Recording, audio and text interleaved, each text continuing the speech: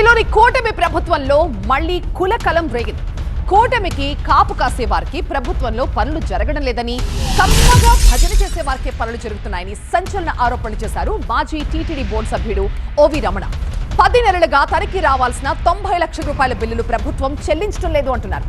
Housing శాఖ ఉన్నతాధికారి bill మంజూరు కోసం లంచం అడుగుతున్నారని, ప్రభుత్వ పెద్దల దృష్టికి సమస్య తీసుకువెళ్లినా కూడా సమస్య పరిష్కరించడం లేదని ఓవి రమణ ఆవేదన వ్యక్తం చేశారు. అవతల వారితో చేతులు కలిపేసి చేస్తున్నారంటే కాపు కోసం నిరంతరం నిలబడ్డాం, పార్టీ కోసం చేయమని చెప్పు. మరి కాపు కాసే వాళ్ళు మాకు లేకపోతే కమ్మగా మాట్లాడే వాళ్ళు, కమ్మగా భజన చేసే వాళ్ళకి పనులు అవుతున్నాయంటే మాకు ఆవేదన ఉండదా సార్? మాకు బాధ ఉండదా?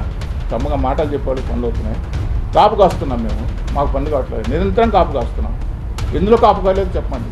తిరుమల తిరుపతి దేవస్థానం నేను మాట్లాడినంతగా ఇదిగా ఎవరైనా మాట్లాడారా? ఈ ఆంధ్రప్రదేశ్ లోపల చెప్తున్నాను. ఎన్ని ఇష్యూస్ మాట్లాడి ఎంతవరకు వెళ్ళాను, ఎన్ని బెదిరింపులకు లోనయ్యాను. నేను మాట్లాడిన ఇష్యూ అంటే ఏదైనా ఉందా ఒకటి చెప్పండి. మరి మేము కాపు కాసినట్టు కాదా? మా సొంత పనులు మేము చేసుకోవాలని పరిస్థితులు ఇవాళ మేము ఉన్నాం కదా. ఇదే కదా మా ఆవేదన. నేను ఫోన్ చేస్తే అధికారికి చూస్తాం, ఏమండి మేము ఇవ్వనం అంటున్నాం కదా, అనటలేదు కదా, ఇస్తాం. ఇంత బరి తెగించి మాట్లాడితే ఇస్తామంటారు ఏంటంటే మీరేమైనా బాధ్యత ఉన్నారా నాకు? అది కూడా ఆయన శాంక్షన్, ఆయన కలెక్టర్ ట్రాన్స్ఫర్ చేస్తే కలెక్టర్ దగ్గర నుంచి రావాల్సిన డబ్బులు. అంతకుముందు ఉన్న అధికారి ఈరోజు ఫైల్ పోతే సాయంత్రానికి ఇచ్చేవాడు.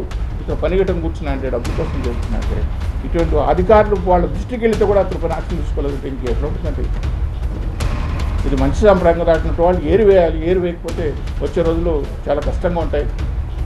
వ్యవస్థలో ఉన్నాము, మాకన్నా న్యాయం జరుగుతుంది. జరగకపోతే చాలా ఆవేదనగా నేను ముఖ్యమంత్రి గారి దృష్టికి తీసుకెళ్తున్నాను. అది మీ ద్వారా ముఖ్యమంత్రి గారితో చెప్పండి. నేను చెప్పడం ఏంటంటే నేనే కాదు, 4 వాళ్ళు ఉన్నారు. ఈ విధంగా భర్తీకి డబ్బులు ఇవ్వకుండా 10 నెలల నుంచి పెండింగ్ పెట్టుకొని చిన్న మొదటిగా 90 లక్షల రూపాయలు. మేమెన్నో ఆర్థిక ఇబ్బందులు ఉంటాయి.